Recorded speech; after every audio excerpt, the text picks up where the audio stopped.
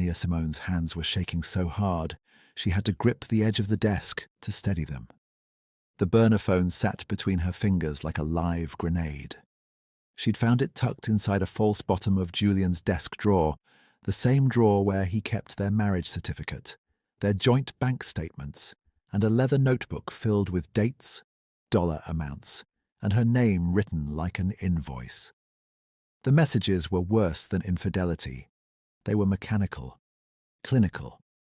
He called her his Phase 1 investment. His texts to a woman back in Martinique detailed every manipulated conversation, every fake tear, every time he'd whispered forever while calculating the exact day he'd file for divorce. 6 weeks after permanent residency. That was his timeline. Nia didn't cry, didn't scream, didn't throw the phone through the window. She just sat there in the designer living room she'd furnished with her own money, in the house she'd co-signed for with her pristine credit, and felt something inside her go cold and sharp. Tomorrow was the final immigration interview. Tomorrow Julian would sit beside her and play the devoted husband one last time. And Nia would let him, because sometimes the only way to gut a lie is from the inside. Before we continue, drop a comment and tell me where you're watching from, because if you're invested enough to see Nia walk into that interview, knowing what Julian's done, you're invested enough to hit that subscribe button. Don't let this story disappear from your feed when you need to know what happens next. Subscribe now, or you'll be scrolling desperately trying to find part 2 later. The USCIS building smelled like government-issued disinfectant and desperation. Nia sat in the waiting room with her hands folded in her lap, posture perfect, face serene. Julian sat beside her, his palm resting on her knee in a performance of intimacy that made her want to peel her own skin off. "You okay, baby?" he whispered, his accent thick and sweet like rum. "You seem tense." She turned to him with the smile she'd spent all night practicing in the mirror. "Just nervous. Big day." He kissed her temple. She tasted bile. "Mr. and Mrs. Fontes." A clerk appeared in the doorway, clipboard in hand. "Officer Kang will see you now." They followed her down a hallway that felt too long, too quiet. The other interview rooms they passed had glass panels, fluorescent lights, the hum of bureaucratic routine. But the door at the end of the hall was solid oak. No window, no nameplate, just a brass number, 13. The clerk knocked twice and left, without waiting for an answer. The door opened. The man standing in the threshold didn't look like a government employee. He looked like he'd walked out of a corporate war room or a crime film. Kang Dae-hyun was tall, broad-shouldered, and dressed in a black suit so sharp it could draw blood. His face was all clean lines and controlled violence, the kind of beauty that made you forget to breathe. But it was his eyes that stopped Nia cold. Dark, unblinking, the kind of eyes that saw through walls. "Come in," he said. His voice was low, textured like gravel wrapped in silk. Julian moved first, his usual confidence faltering for just a second. Nia noticed. So did Dae-hyun. The office was wrong. Too large, too dim. The desk was mahogany, not standard-issue metal. There was a jade dragon statue in the corner, its eyes catching the light like it was watching them. The air smelled faintly of sandalwood and something else, something metallic and cold. Dae-hyun didn't sit. He stood behind the desk, hands clasped in front of him, studying them like specimens. "Mr. Fontes," he said, eyes locked on Julian. "You've been very busy." Julian laughed nervously. "Just preparing for today, sir. Making sure. Everything's in order." "Is it?" The question hung in the air like a blade. Julian shifted. "Yes, sir. Everything's good." Dae-hyun finally looked at Nia. His gaze moved over her face slowly, methodically, like he was memorizing her. She felt exposed, seen.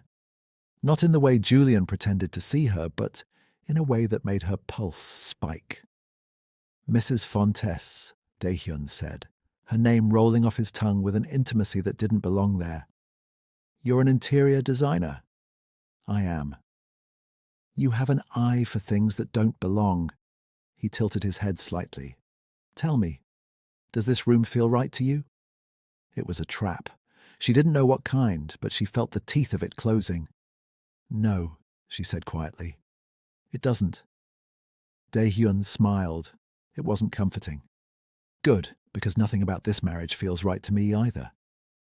Julian stood up so fast his chair scraped against the floor. Now wait a damn minute. Sit down. The command was soft, but Julian collapsed, back into his seat, like his legs had been cut out from under him. Nia watched, stunned, as the man who'd spent 3 years controlling her with charm and tears turned into something small and shaking. Dae-hyun opened a folder on his desk. He didn't look at it. He didn't need to. Julian Fontes, born in Fort-de-France, entered the US on a tourist visa 4 years ago. Overstayed. Married Nia Simone 3 years ago under romantic pretenses. He paused. You owe the K Syndicate $340,000. Gambling debts.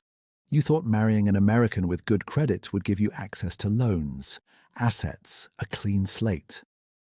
The room went silent. Nia's heart slammed against her ribs. K Syndicate. She'd heard the name whispered in certain circles. Korean organized crime, ghosts in tailored suits, people who didn't forgive debts. Julian's face had gone grey. I don't know what you're talking about. Don't insult me, Dae-hyun said, voice dropping to something dangerous. I used to collect debts like yours. I know exactly what you are. He turned to Nia, and the shift in his expression was almost imperceptible. A softening at the edges, a flicker of something that might have been respect. Mrs. Fontes, I need you to step outside for a moment. No. The word came out before she could stop it. Dae-hyun raised an eyebrow. No. If you have something to say about my husband, you can say it in front of me. For the first time since they'd entered the room, Dae-hyun smiled like he meant it. Very well. He leaned forward, hands flat on the desk. Your husband planned to divorce you the moment his residency was approved. He's been siphoning money from your joint account to pay off his debts. And last week, he put your home up as collateral for a loan you know nothing about. Nia felt the floor tilt beneath her. Dae-hyun's eyes stayed locked on hers. You found the phone last night. You came here anyway. That tells me you're not a victim, Mrs. Fontes. You're a strategist. Julian lunged forward. She doesn't know anything. She's not involved. Shut up, Nia said. Both men went still. She stood slowly, smoothing her skirt, and looked at Dae-hyun. What do you want? His smile returned, predatory, pleased. I want to help you destroy him. Dae-hyun dismissed Julian with a flick of his wrist. Go retrieve the additional financial documents from your car. All of them. You have 10 minutes. Julian opened his mouth to argue, saw the look on Dae-hyun's face, and left without another word. The door clicked shut behind him. The air in the room changed instantly. Dae-hyun moved around the desk with the fluid grace of a predator, stopping close enough that Nia could smell the sandalwood clinging to his skin. He didn't touch her. He didn't need to. His presence was a physical weight. Sit, he said, gesturing to the chair Julian had abandoned. I'll stand. No, you won't. It wasn't a threat. It was certainty. Nia sat. Dae-hyun leaned against the edge of the desk, arms crossed, studying her with the same intensity he'd used on Julian. But this time, there was something else underneath. Curiosity, maybe even admiration. You're not afraid of me, he said. Should I be? Most people are. I'm not most people, his mouth curved. I know. I've been watching you for 6 weeks. The words should have terrified her. Instead, they sent a strange heat crawling up her spine. Why? Because Julian Fontes isn't just a con artist. He's a liability. The syndicate doesn't tolerate loose ends, and your husband tried to use your assets to clean his debts without permission. That makes you collateral damage. He paused. I don't like collateral damage. So this is charity. This is pragmatism. Dae-hyun tilted his head, eyes narrowing. You're smart, Nia. You design spaces. You understand structure, foundation, weak points. You know how to take something broken and make it look whole again. That's a rare skill. What does that have to do with Julian? Everything. He leaned closer, voice dropping. I need you to play the role of devoted wife for 1 more week. Let Julian think the interview went well. Let him think he's safe. During that time, you'll help me document every financial crime he's committed. Fraud, identity theft, embezzlement. We'll build a case so airtight he won't see daylight for years. Nia's pulse hammered in her throat. And if I say no? Then Julian walks. The syndicate takes what they're owed, your house, your business, everything you've built, and you spend the next decade in legal hell trying to prove you weren't complicit. She hated how calm he sounded, how certain. Why do you care? She asked. You said you used to collect debts, past tense. You're a federal officer now. Why risk your position for this? Dae-hyun's jaw tightened. For the first time, something flickered behind his eyes, something old and raw. Because I know what it's like to be used by someone you trusted, and I know what it's like to want revenge. The honesty hit her like a fist. 1 week, he continued. You give me access to his files, his accounts, his contacts. You act like nothing's changed, and when it's over, I personally ensure he's deported and prosecuted. You keep everything, your business, your name, your life. Nia stared at him. What do you get out of this? His smile returned, slow and dangerous. Closure, and the satisfaction of watching a parasite get what he deserves. She wanted to say no, wanted to walk out of this office, file for divorce, and rebuild on her own. But the way Dae-hyun was looking at her, like she was a weapon he'd just discovered, made her realize something horrifying. She didn't want to say no. If I do this, she said carefully, I need guarantees, legal protection, everything in writing. Done. And I need to know who you really are. Not the officer, not the reformed criminal, the man standing in front of me. Dae-hyun went still. The air between them thickened, charged with something dangerous and electric. He reached up slowly and unbuttoned his left cuff, rolling the sleeve back to reveal the edge of a tattoo. A dragon coiled around his forearm, scales rendered in black and red ink, so detailed it looked alive. I was the Dragon of Soul, he said quietly. Second in command of the K Syndicate. I ran collections, enforcement, and acquisitions for 8 years. I was very good at it. Too good. When I wanted out, they gave me a choice. Disappear into a government position where I could be useful, or disappear permanently. Nia's mouth went dry. And now? Now I use my position to dismantle the same system I helped build.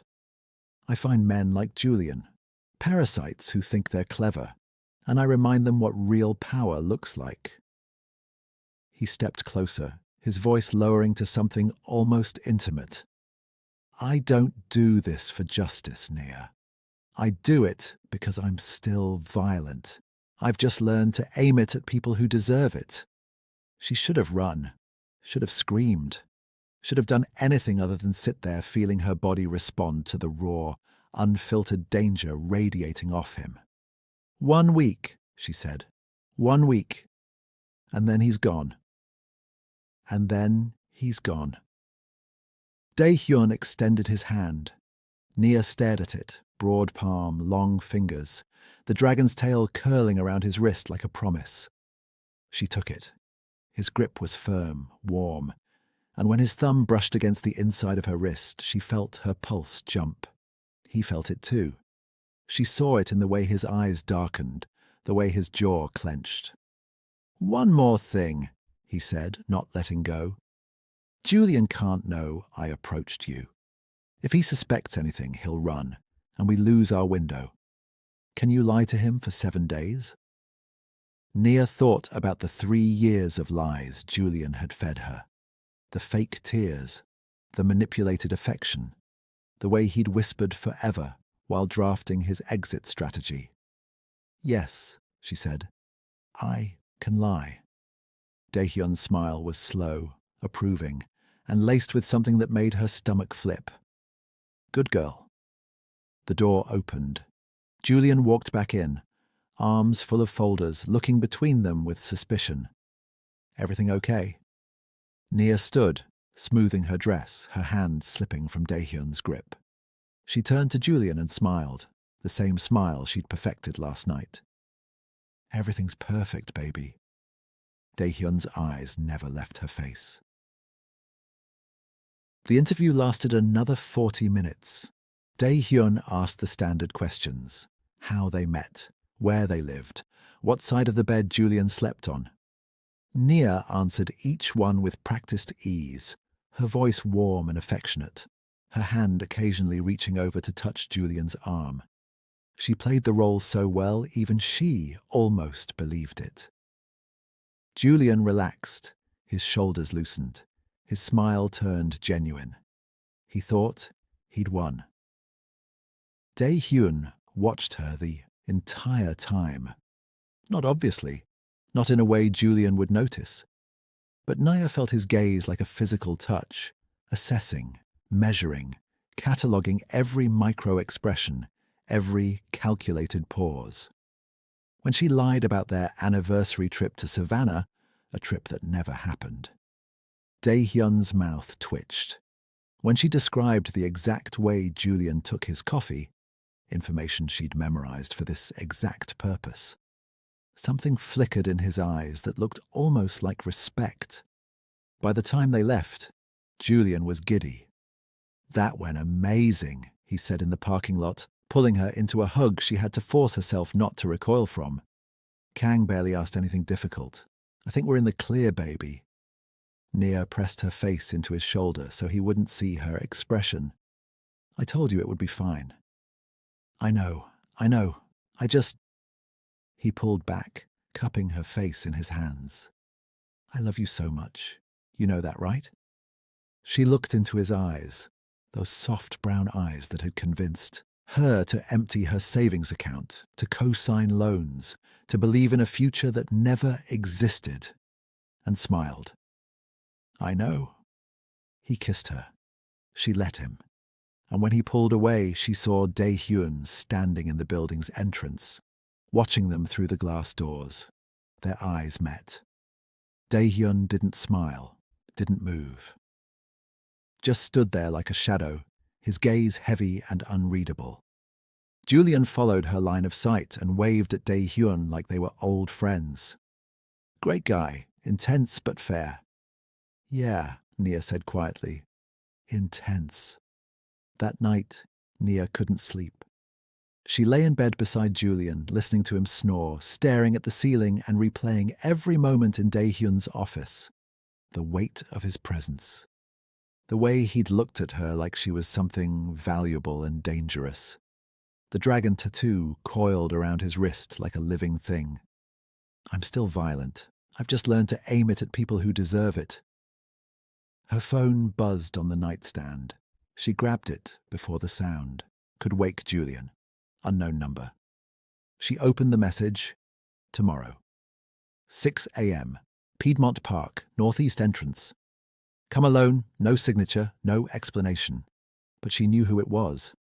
Nia deleted the message, set the phone down and stared at the dark ceiling until her alarm went off. Piedmont Park was empty at 6 in the morning except for a handful of joggers and a woman walking 3 small dogs. Nia wore leggings and a hoodie, her hair tied back, trying to look like she belonged. She found the northeast entrance and waited. Dae-hyun appeared 5 minutes later. He wasn't in a suit this time. He wore dark jeans, a black t-shirt that clung to his frame, and a leather jacket that made him look less like a federal officer and more like the enforcer he used to be. His hair was slightly disheveled, like he'd been running his hands through it. He looked dangerous. He looked real. "You came," he said. "Did you think I wouldn't?" "I hoped you would. There's a difference." He gestured toward the walking path. "Walk with me." They moved in silence for a moment, side by side, but not touching.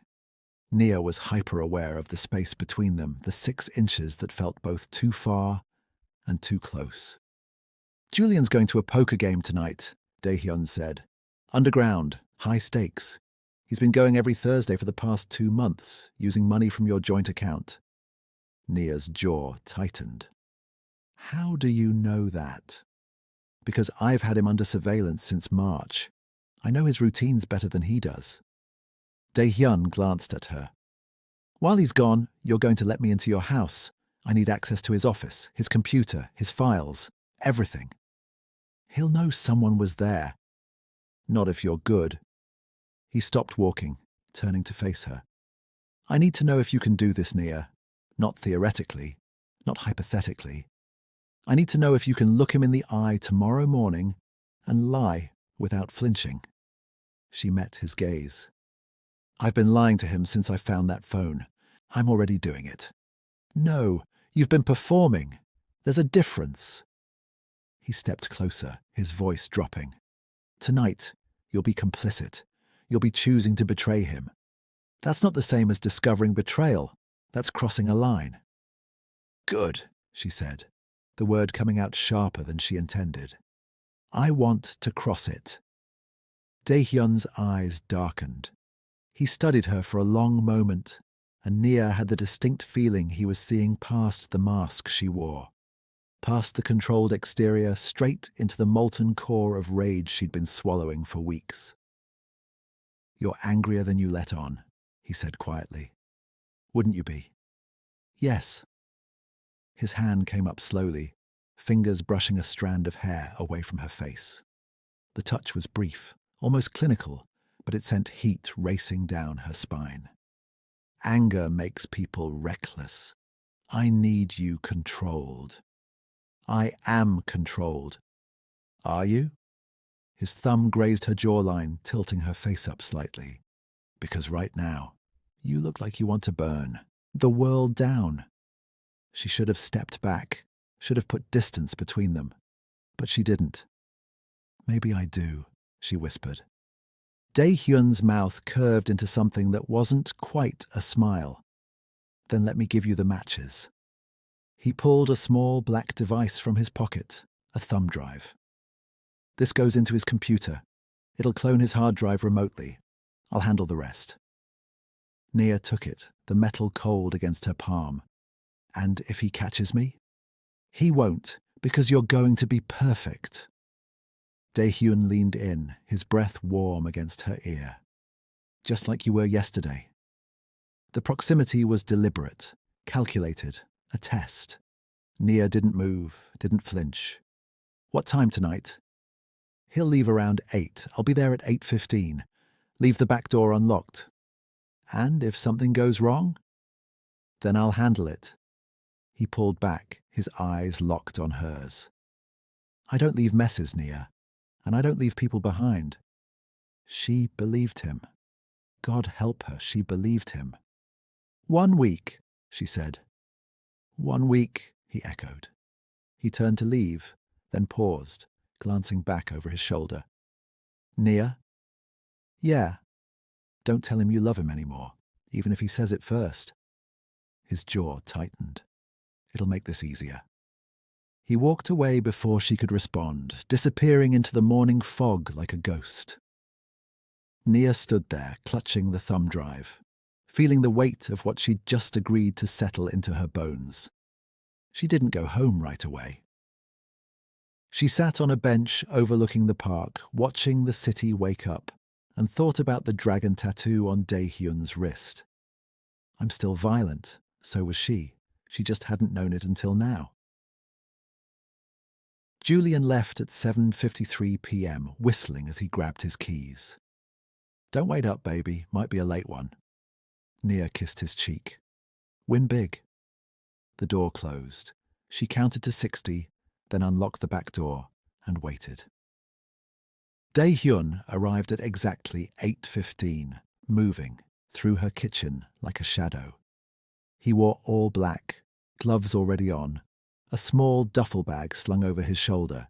He didn't greet her, didn't ask permission, just moved straight toward Julian's office. Nia followed. Stay in the doorway, he said without looking back. If he comes home early, you were reading in the living room. You heard nothing. I can help. No. He turned, eyes hard. You're the alibi, not the accomplice. If this goes wrong, you need plausible deniability. She hated how right he was. Dae-hyun worked with surgical precision.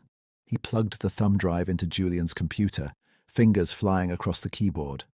Files appeared, disappeared, copied in silence. He photographed documents, rifled through drawers without disturbing their arrangement, checked the desk's false bottom where Nia had found the phone. He moved it, Dae-hyun muttered. The burner. It's not here. Check the garage, tool cabinet, second drawer. Dae-hyun's eyes snapped to hers. You've been watching him. I pay attention. Something shifted in his expression. Approval, maybe desire. He left the office, returned 2 minutes later with the phone in a plastic bag. You're wasted on him. I know. He moved closer, close enough that she could see the faint scar above his eyebrow, the way his pupils dilated in the dim light. After this is over, her phone buzzed. Both of them froze. Julian. Forgot my lucky chip. Coming back. Shit, Nia whispered.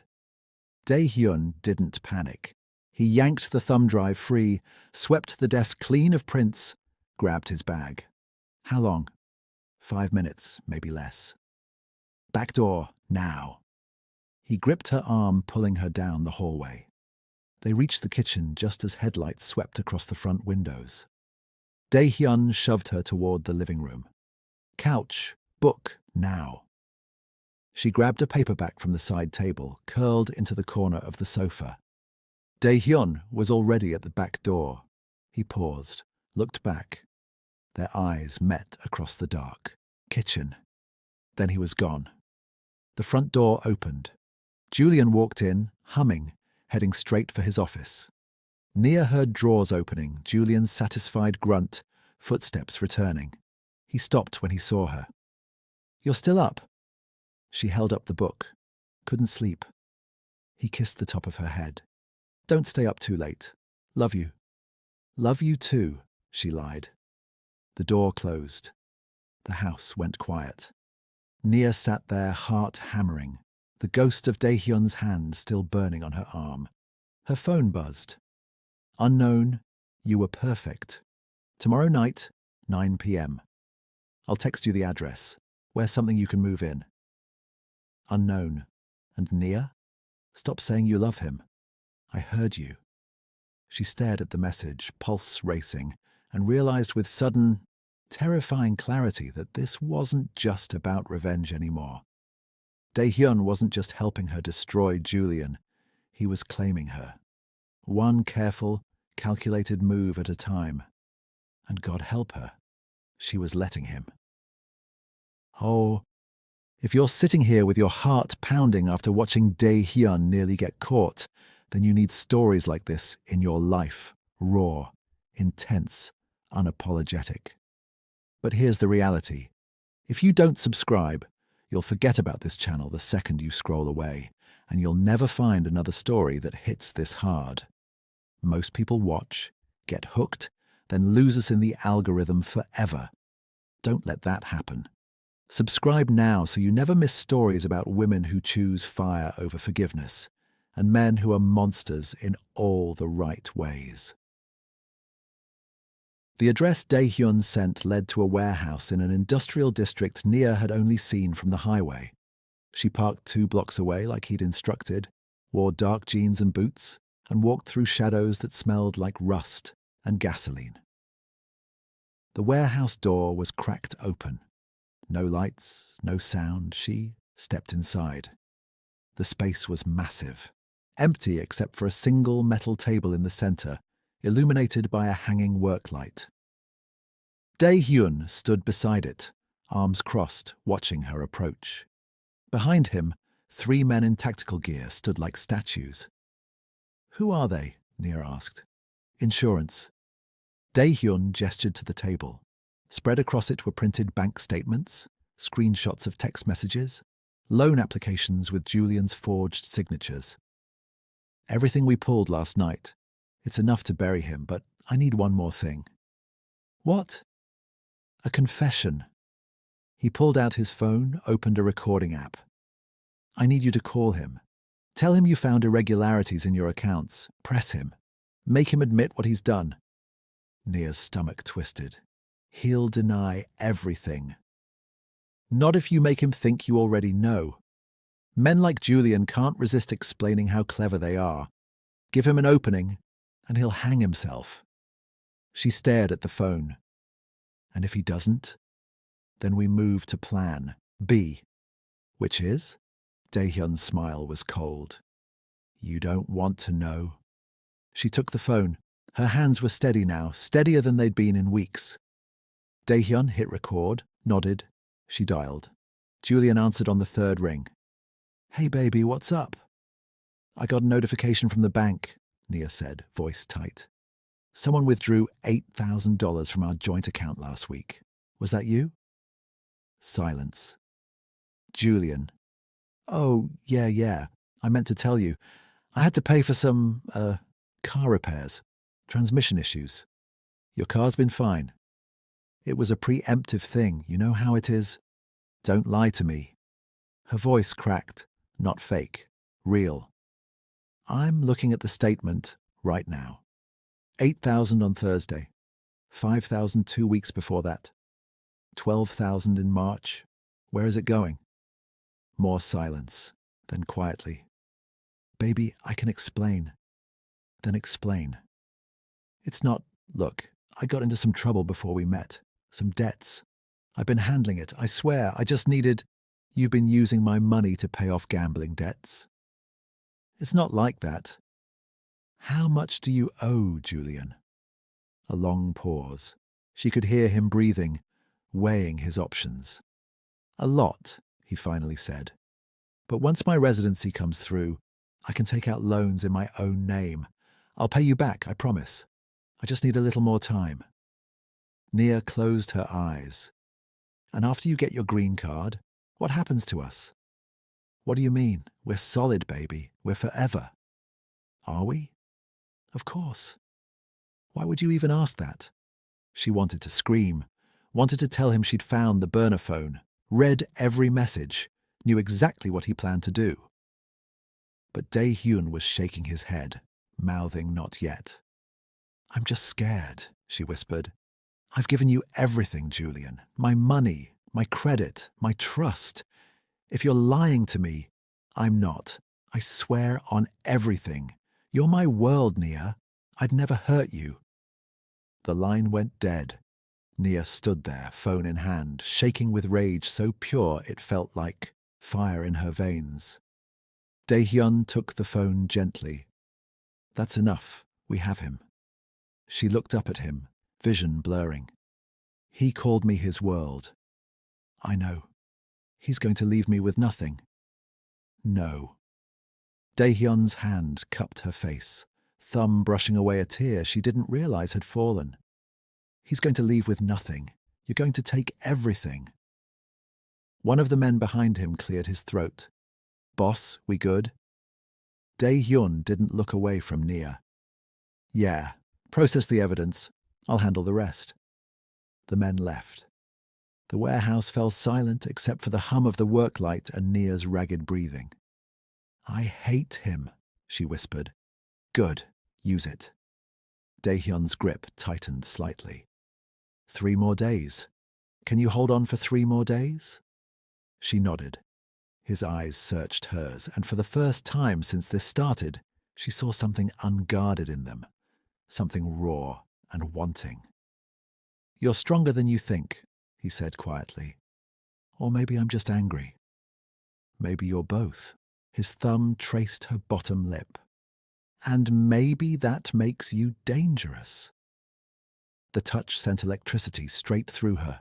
She should have stepped back, should have remembered this was about Julian, about revenge, about survival. But Dae-hyun was looking at her like she was the only thing in the world worth breaking his rules for. And God, she wanted him to break them. Nia's annual charity gala was in 2 days. 100 guests, open bar, live auction. She'd been planning it for months, back when she thought Julian would stand beside her as her husband, not her mark. Dae-hyun had other plans. We're using it, he said, standing in her kitchen at midnight, while Julian slept upstairs. One of Julian's debt collectors will be there, a man named Chen. He's flying in from Miami specifically to pressure Julian for payment. That's our endgame. Nia leaned against the counter, exhausted. You want me to host a party while my husband gets arrested? I want you to look untouchable while it happens.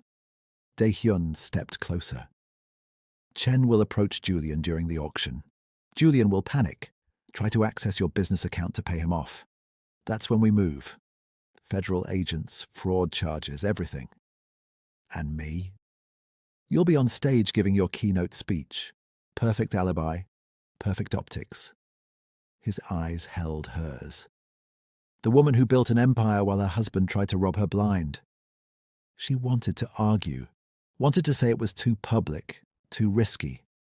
But the image he painted, Julian in handcuffs while she stood in a gown under chandelier light, felt like poetry. What do you need from me? She asked. An invitation for me. You're coming. I'm not letting you do this alone. His voice dropped. And I'm not letting you out of my sight. The night of the gala, Nia wore red. A gown that hugged every curve, slit high on her thigh, neckline low enough to make Julian's eyes widen when she walked downstairs. Damn, baby, he said, kissing her neck. You're going to stop traffic. She smiled, let him touch her waist, and felt nothing but contempt. They arrived early. Julian worked the room, charming donors, laughing too loud. Nia watched him perform, wondering how she'd ever believed any of it was real. Dae-hyun arrived at 8. He wore a black tuxedo that made him look like something out of a crime thriller. Sharp, powerful, lethal. Every woman in the room turned to look, but his eyes found Nia instantly. Locked on, didn't waver. Julian noticed. Who's that? Officer Kang from Immigration, Nia said smoothly. I invited him to thank him for his help.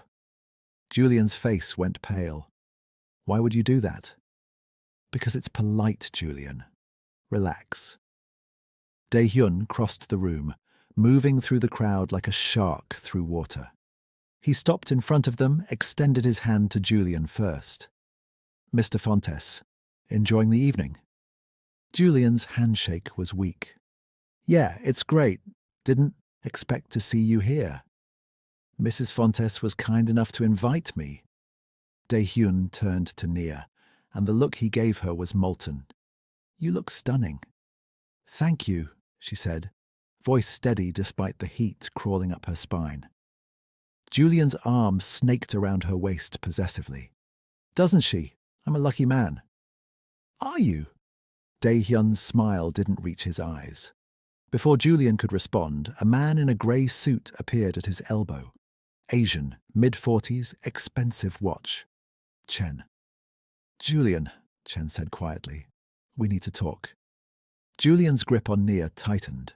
Now's not a good time. It wasn't a request. Chen's eyes flicked to Nia, then back to Julian. Outside, 5 minutes. Julian looked trapped. I'll be right back, baby. He followed Chen toward the terrace. Dae-hyun watched them go, then turned to Nia. Your speech starts in 10 minutes. You need to be on stage when this goes down. What happens to him? Everything he deserves. Dae-hyun's hand found the small of her back, hidden from view by the crowd. The touch was possessive, protective. You ready? She thought about the 3 years she'd wasted, the money stolen, the lies, the way Julian had looked at her this morning and called her his good luck charm. I'm ready. Dae-hyun leaned in, lips brushing her ear. Then go be magnificent. She walked toward the stage, spine straight, head high. Behind her, she heard Dae-hyun murmur into his comms, "We're green, move in." Nia climbed the steps, took the microphone, and looked out at the crowd. Through the terrace doors, she could see Julian arguing with Chen, panic written across his face. She smiled. Good evening, everyone. Thank you for being here tonight. 2 federal agents appeared behind Julian. Chen stepped back, hands raised. Julian turned, saw them, tried to run.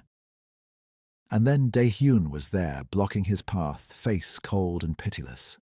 The room gasped.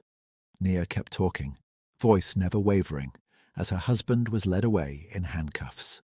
When she finished her speech, the applause was deafening. Dae-hyun stood at the back of the room, watching her with something that looked like pride and hunger. The gala ended at midnight. Guests whispered, speculated, offered Nia their sympathies with eyes full of pity and gossip-fueled excitement. She accepted every condolence with grace, played the shocked wife perfectly, and didn't break until the last person left. Then she locked the venue doors and shattered. She made it to the coat check before her knees gave out. The sobs came hard and ugly, not for Julian, but for the 3 years she'd never get back, for the woman she'd been who'd believed in forever, for the trust she'd have to rebuild from scorched earth. Nia! Dae-hyun's voice cut through the chaos. He was suddenly there, kneeling in front of her, hands framing her face. Look at me. She couldn't. I'm fine. You're not, and you don't have to be. His thumbs wiped away tears she didn't realize were falling. You just watched your husband get arrested at your own event. You're allowed to fall apart. I wanted this, she choked out. I wanted him destroyed, so why does it hurt? Because you're human. Because grief doesn't care about logic. He pulled her against his chest, arms wrapping around her like armor. But you did it, Nia. You got free. She buried her face in his shirt, breathing in sandalwood, and something uniquely him. His heartbeat was steady under her cheek, solid, real, grounding. They stayed like that for a long time. The venue grew quiet around them, just the distant hum of city traffic and Nia's ragged breathing evening out. Finally, she pulled back. What happens now? Julian's being held on federal fraud charges.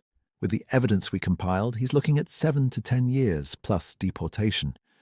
Your assets are frozen pending investigation, but my team's already submitted exculpatory evidence. You'll be cleared within the week. And the syndicate? Chen was cooperating with us. His pressure on Julian was theatre, bait to make Julian desperate enough to commit fraud in real time. Dae-hyun's jaw tightened. The syndicate's debt is void. They won't come near you. Nia searched his face. You planned all of this, from the beginning. Yes. The interview, the surveillance tonight, it was all calculated. Yes. And me? Her voice cracked. Was I calculated too? Dae-hyun went still. The air between them turned electric, dangerous. No, you were the variable I didn't account for. What does that mean? He stood abruptly, putting distance between them, running a hand through his hair. For the first time since she'd met him, he looked uncertain. It means I crossed a line. I should have stayed professional. I should have kept this about Julian, about justice, about tying up loose ends, but I didn't. Dae-hyun, I wanted you the moment you walked into my office. Confession came out rough, raw. The way you held yourself together, the way you looked at Julian like you were cataloguing all his weaknesses, the way you didn't flinch when I told you who I used to be. He turned to face her. I built this operation around destroying him, but somewhere along the way, it became about keeping you. The words hit her like a freight train. You can't just... She stood, her gown suddenly feeling too tight. You can't say things like that. Not after everything. I know. He moved toward her slowly, a predator giving his prey a chance to run. I know it's wrong. I know the timing's shit. I know you just escaped one man who lied to you, and here I am, admitting I've been obsessed with you for weeks. Obsessed. Consumed. He stopped inches away. Tell me to leave, Nia. Tell me this ends here and I'll walk away. You'll never see me again outside of legal proceedings. She should have said yes. Should have told him to go, to let her heal, to give her space, to become herself again. But she'd spent 3 years being careful, being the good wife, believing in safe, predictable love. And look where that got her. No, she whispered. Dae-hyun's eyes went dark. No, I don't want you to leave. His control snapped. He kissed her like he was drowning, and she was air, desperate, consuming, fierce. His hands tangled in her hair, ruining the careful updo. She grabbed his jacket, pulling him closer, pouring 3 years of repressed rage and want into the kiss. When they finally broke apart, both breathing hard, Dae-hyun pressed his forehead to hers. This is a mistake, he said. I know. You deserve better. Maybe. She looked up at him. But I want you anyway. His smile was sharp, possessive. Then you have me. Dae-hyun took her to his apartment, a penthouse in Buckhead with floor-to-ceiling windows and furniture that looked expensive and unlived in. The space felt temporary, like a man who'd never learned how to stay. He poured her whiskey. She didn't drink it. I need to know something, Nia said, standing by the windows, the city sprawling below like scattered diamonds. Was any of this real, or was I just another case you needed to close? Dae-hyun set his glass down hard. You think I do this for every fraud case? You think I break protocol, risk my position, spend weeks obsessing over surveillance footage just because someone's husband is a piece of shit? Then what am I to you? He crossed the room in 3 strides, grabbed her face, made her look at him. You're the first thing in 8 years that's made me feel like more than a weapon. You're the reason I've been losing sleep. You're the woman I watched rebuild herself in real time and thought, she deserves someone who will burn the world down to keep her safe. That's not healthy. I know. His grip gentled. I'm not good for you, Nia. I'm violent, possessive, and I've done things that would make you run if you knew the details. But I'm also the only person who saw you as dangerous instead of damaged, and I think that's what you need right now. She should have been scared, should have seen the red flags, but all she felt was seen. Show me, she whispered. Show you what? Who you really are, not the officer, not the reformed criminal, the dragon. Something feral flickered in his eyes. You sure you want that? I'm tired of men lying to me about who they are. Dae-hyun's smile was dark, dangerous. He stepped back, unbuttoned his shirt slowly, let it fall. The dragon tattoo covered his entire torso, scales and smoke and fire, the beast's head snarling across his chest, claws reaching toward his heart. Scars cut through the ink, knife wounds, bullet grazes, the roadmap of a violent life. I got this when I made my first kill for the syndicate, he said quietly. I was 22. The man begged. I didn't stop. And when it was over, I felt nothing. He met her eyes. I'm not a good man, Nia. I just aim my violence at people who deserve it now. She moved toward him, fingertips tracing the dragon's spine, feeling the raised edges of scar tissue. And me? Do I deserve your violence? No. His hand caught her wrist, thumb pressing against her pulse. You deserve my devotion, and that's infinitely more dangerous. He kissed her again, slower this time, deliberate. His hands mapped her body like he was memorizing territory he intended to keep. The red dress hit the floor. She pulled him toward the bedroom. They moved together like a fight, all teeth and need and barely controlled chaos. Dae-hyun was possessive, demanding, worshipping her like she was something sacred and breakable he'd kill to protect. Afterward, they lay tangled in sheets, her head on his chest, tracing the dragon's scales. What happens now? She asked. Julian's arraignment is Monday. His lawyer will try to implicate you. It won't work, but it'll be ugly. Media. Questions, your name dragged through everything. I can handle ugly. I know you can, but you don't have to. He tilted her chin up. Stay with me. Let me protect you through this. And when it's over, his jaw tightened. When it's over, you decide if you still want this. Want me. No pressure, no obligations. But if you do, he pressed a kiss to her forehead. I'm yours, completely. Nia looked at the man who'd dismantled her life to save it. The man who'd seen her rage and called it strength. The man who was more monster than savior, but made her feel safer than she'd ever felt with Julian. I'm terrified of you, she admitted. Good. Dae-hyun's smile was sharp. Fear keeps you sharp. Love makes you soft. Which do you want me to be? Both. He pulled her closer.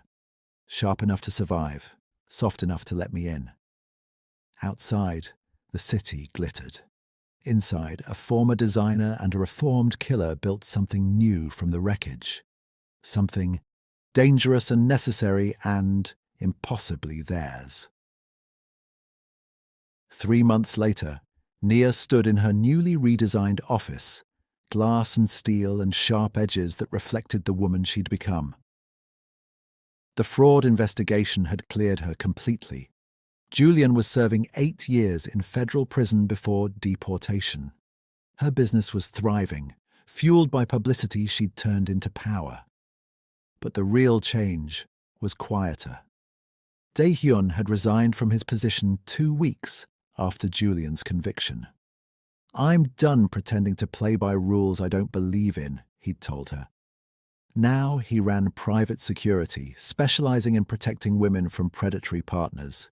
He was good at it, ruthlessly so. They didn't live together. Nia had learned that lesson. Never lose yourself in someone else's space.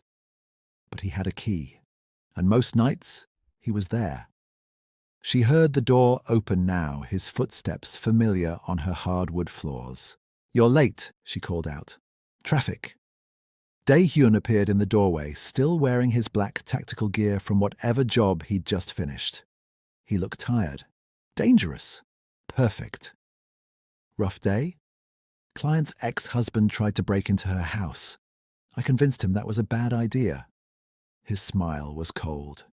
He won't try again. Nia should have been disturbed, should have asked questions, but she knew better now. Some men needed to be reminded what real violence looked like, and Dae-hyun was fluent in that language. He crossed to her, pulled her out of her chair, kissed her like he'd been starving for it. How was your day? Got a call from a reporter. Wants to do a feature on women who survived fraud marriages. She wrinkled her nose. Declined.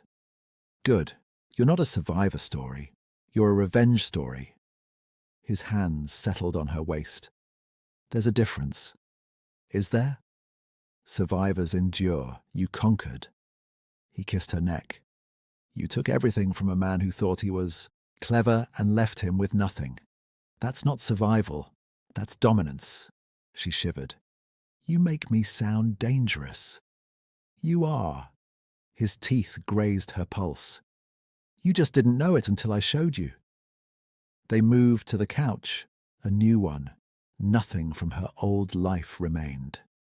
Dae-hyun pulled her onto his lap, and for a while they just existed like that. Two people who'd found each other in the wreckage of other people's lies. I got a letter from Julian, Nia said quietly. Dae-hyun went still. What did it say? That he's sorry, that he never meant to hurt me, that he hopes I can forgive him someday. Burn it. I already did, she looked at him. But I want you to know, I don't forgive him. I never will, and I don't feel guilty about it. Good. Dae-hyun's grip tightened. He doesn't deserve your forgiveness. He deserves exactly what he got. Does that make me cruel? No, it makes you honest. He cupped her face. The world wants women like you to be soft, forgiving, graceful, in pain. Fuck that. You're allowed to be iron. Nia kissed him, slow, deep, claiming. I love you. The words still felt new, dangerous but true. Dae-hyun's eyes darkened.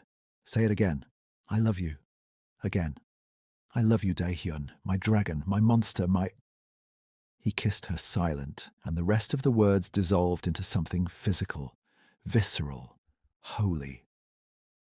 Later, as the city lights flickered through her windows, Nia lay against his chest, tracing the dragon's scales she'd memorized by now. Do you ever regret it? She asked. Any of this? No. No hesitation. Do you? She thought about the woman she'd been, optimistic, trusting, believing in picture-perfect love. That woman was gone, burned away. In her place was someone sharper, someone who knew that love wasn't soft. It was teeth and claws and choosing someone despite their damage, or because of it. No, she whispered. No regrets. Dae-hyun's arms tightened around her. Outside, the world turned. Inside, two people who'd learned to weaponize their pain built something unbreakable from the ashes. Julian had wanted a gilded cage, but Nia had found an iron heart instead, and she was never letting go. You just watched Nia transform from a betrayed wife into a woman with an iron heart and a dangerous man who'd burn the world for her. If this story gave you chills, made you root for revenge, or reminded you that love can be fierce and unbreakable, subscribe. Because stories like this, stories that don't apologize for powerful women and morally complex men, are rare. If you don't subscribe, you'll miss the next one. And trust me, you don't want that regret.